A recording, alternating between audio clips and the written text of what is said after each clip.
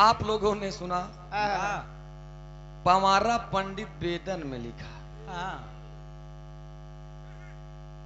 खिसियान बिलरिया खंभा नोचे।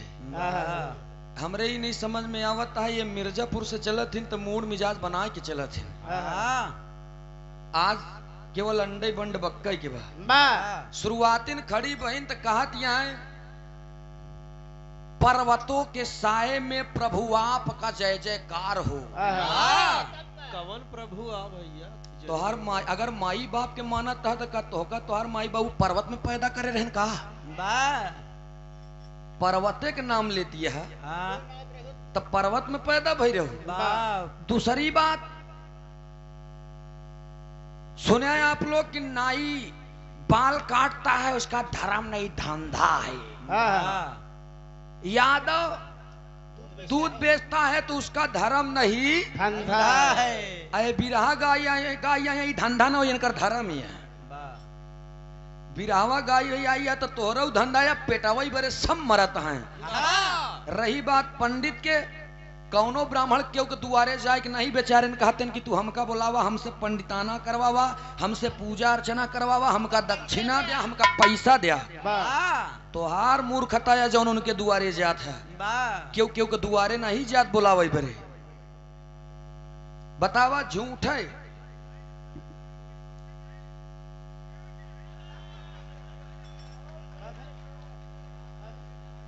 कहा था कि दुआरे दुआरे मंगते नहीं, मंगता होथिन पंडित थोड़ी होथिन। और आप लोग आज के बाद माने एक बार, लेकिन बियाहन तोहरे लोग के हम बेटवा बिटिया नाती नतकुर के में पंडित न देखी। ये नहीं के लिए आई जाए बियाह करवाया। हाँ बाबू तेरा ही जी करे मतलब तेरा ही करना पाप है। साला दहेज मांगना ये पाप नहीं है। ये करे बारे में क्यों नहीं कहे जो सच्चाई बाऊ का क्यों बोलो भाई न करी। बतावा दहेज मांगना बंद कर दीजिए तब हम मानी कि हाँ ये बड़ी अच्छी बात है। तेरा ही पहले बंद कर दे मृत्यु हम सारी बात में एकदम हामिकार मिलावत है। बहुत अच्छी बात या लेकिन बताने की शैली अच्छी होनी चाहिए। बाबा भीमराव अंबेडकर साहब ने संविधान लिख दिया, आप लोगों ने सुना। और का बाबा भीमराव अंबेडकर साहब अकेले संविधान लिखे हैं? का बाबा भीमराव अंबेडकर साहब अकेले ही लिखे? अगर आप लोग पढ़े याद बतावा ना। उनके साथ में केएम मुंशी कलमिया एक कर बात हम तू सब जने चलाई कलमिया एक थी। ये 50 रुपया का पुरस्कार बाबा भीमराव अंबेडकर साहब, एन गोपाल स्वामी अयंगर जी, केएम मुंशी जी, ये सब उनके सपोर्ट में थे सभी लोग। और सुनिए संविधान के रचने में अध्यक्ष डॉक्टर राजेंद्र प्रसाद जी थे। एक बात सन 1949 में संविधान बनकर के तैयार हुआ, लेकिन 1950 में संविधान लागू हुआ था। संविधान बचावे चली करत या लड़ी रही नहू बहुजन समाजवादी मुक्ति पार्टी से चुनाव। जितना होकर अधिकार हो चाहिए ओसी का मोट पाए रहे। मायावती तो खाएगी ना अखिलेश यादव खाए के मन ही है सब। 51 रुपया का पुरस्कार नमस्ते प्रणाम बा। काहे कि जानता दुई नाव पे गोड़ रखे वाले हैं सब। पब्लिक में ही बिरहा हम आप गावत ही तो बिरहा का मतलब है क्षण भर का आनंद। और हम कलाकार समाज का दर्पण होते हैं। पोस्टर बैरन में लग जाई जवाबी बिरहा का मुकाबला, अगला कलाकार का गाय से ऐसी तोसी मतलब ही नहीं है। हम बिरहा गाए, हम लोग गीत आप लोगों के सामने बंदना शुरू करे रहे तो हमार बंदरा रहन ककहरा रा के बंदिश और अधर रसना बंद में ओकर जवाब कोनो मतलब ही नहीं। बिरहा हम गाए।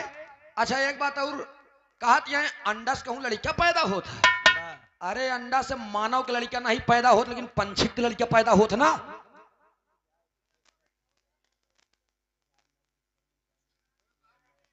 राजनाथ विश्वकर्मा जी, अच्छा लाइन में सैदाबाद से 51 रुपया का पुरस्कार भैया के नमस्ते बा प्रणाम बा। एक स्वर से सभी सकल पंच के नमन बा आशीर्वाद दे। हम बच्चे कला में कामयाब रहे, जहां रहे खुश रहे आबाद रहे। और ये बाल कान पहलैदाबाद से 51 रुपया का पुरस्कार भैया के नमस्ते बा प्रणाम बा आशीर्वाद की चावा। एक स्वर से सभी सकल पंच के नमन बा। खूब जगावा घरे घरे जाए के पानी डाल के छिट्टा मार के जगावा। ऐसी हमसे मतलब नहीं बा। लेकिन अगर मंच पे हम आप खड़े हैं तो प्रयास ये रहे कि शब्द जो हो वो मृदुभाषी हो और शालीन में। एक जने वो बैठा है बाहर शिक्षा बाबा भीमराव अम्बेडकर साहब ये लिखे हैं कि अपने मेहरारू के अम्मा का हवा करा। हाँ मेहरारू बिराह का तो कहा था बा माई हाँ ई जवन देवड़ी देता है कोनो देवड़ियार नहीं इनकर मन सेधु वहां वाह ये कहत यहाँ हम लोग नारी देवी यही और तू लोग जौन मर्द हा उ राक्षस हा। वाह बिना राक्षस से एक देवी काम उम चली ना ई जान लिया। बतावा हम लोग राक्षस ही हुई राक्षस में तोहार देवता हुआ है वहाँ पति देवा हो हाँ उनहु राक्षस ही हुई फिर पता नहीं हो तोरे साथे काटा थी कि प्यार से जिंदगी बितावत है वो तू ही जान सका तो हम नहीं जाने। लेकिन एक बात हम गावत है कैसे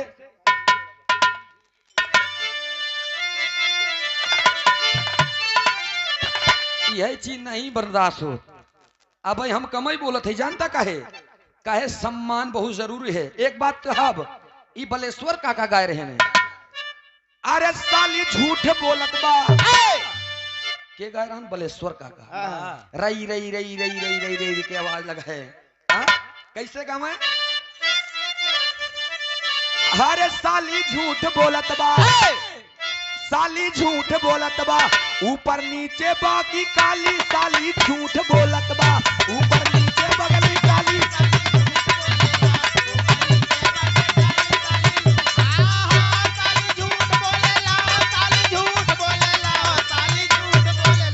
ऊपर नीचे अंदर काली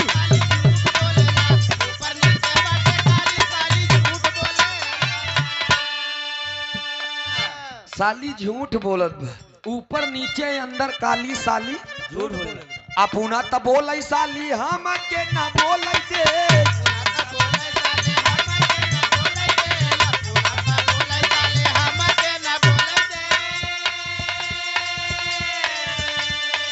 अपुना त बोलै साली हम के ना बोले दे और समाज में हम के ई बोलिया ना खोलै दे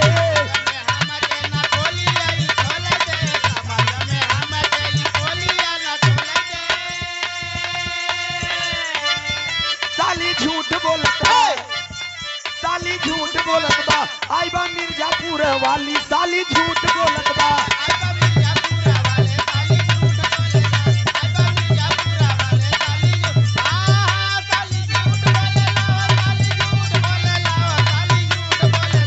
आई बा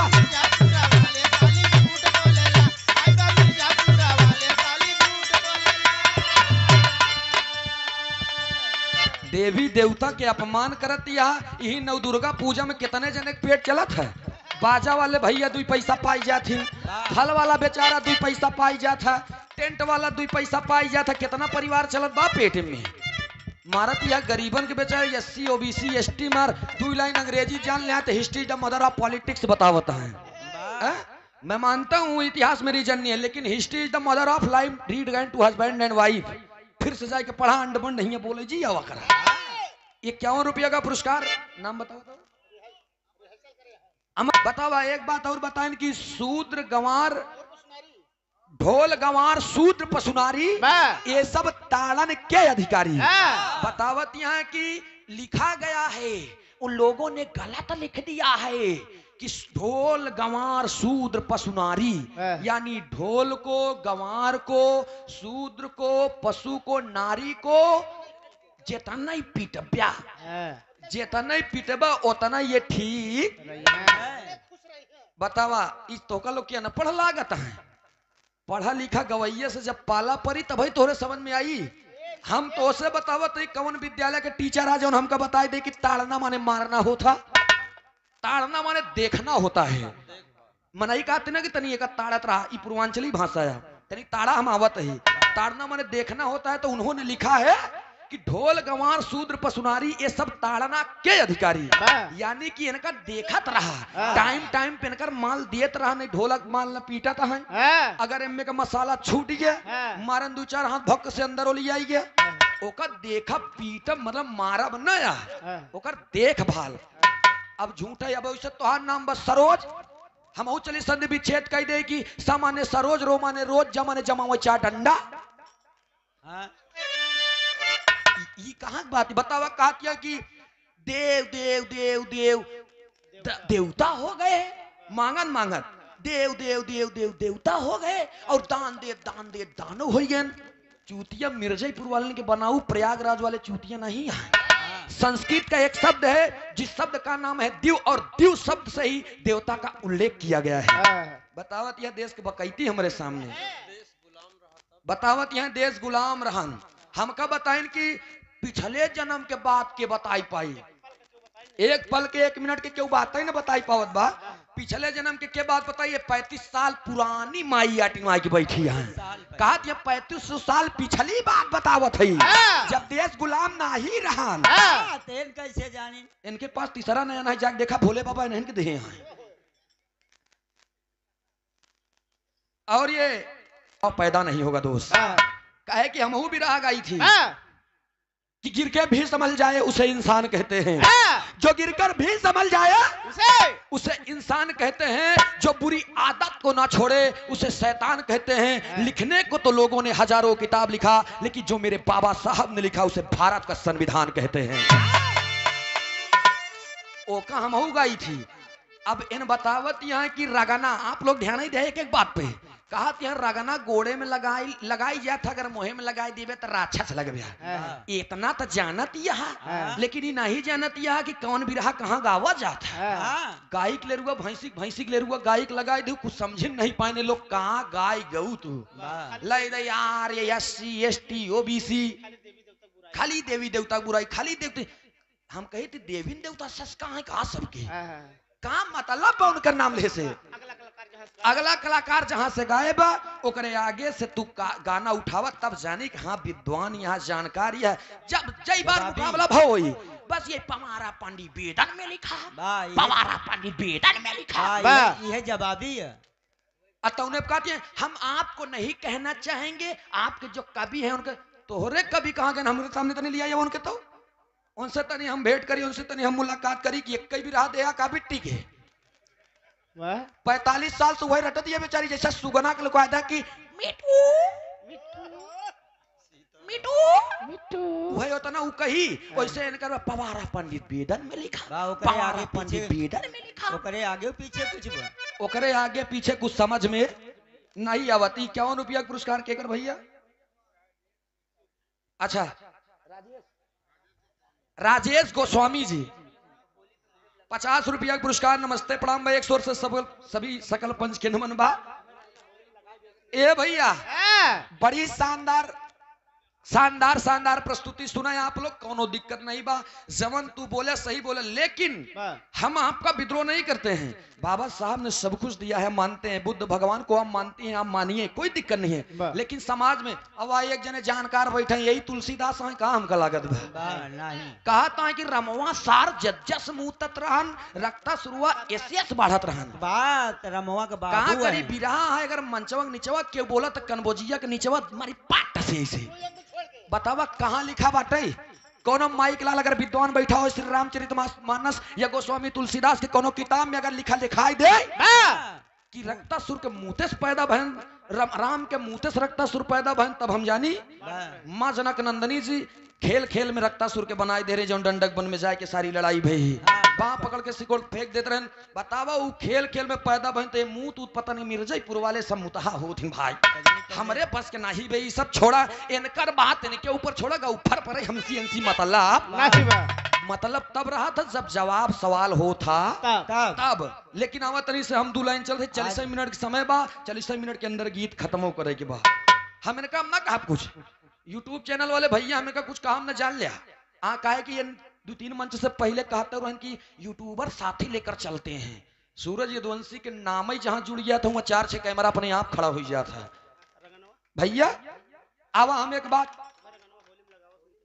बतावा, कहते हैं बानर लग जाते हैं, अरे सब समय होत बिट्टी रगना वाटे होली में मोहे में नहीं पता नहीं कहाँ कहाँ चला जाता, क्यों पता बका काहे लगा था भैया का बनर बने सब लेते, लेकिन समय होत सबके। अब हिया आया बतावा, अब हम तो का बुलाई दे बियाहे में, अब तू तेरा ही गावे लागत, हम दुल्हा भले बना रहा लेकिन भगाई दे पक्का पक्का। बतावा। अरे जहां आदमी जौने उपलक्ष्य में बोलाए बा हुआ जाए कुछ चीज गावा आवा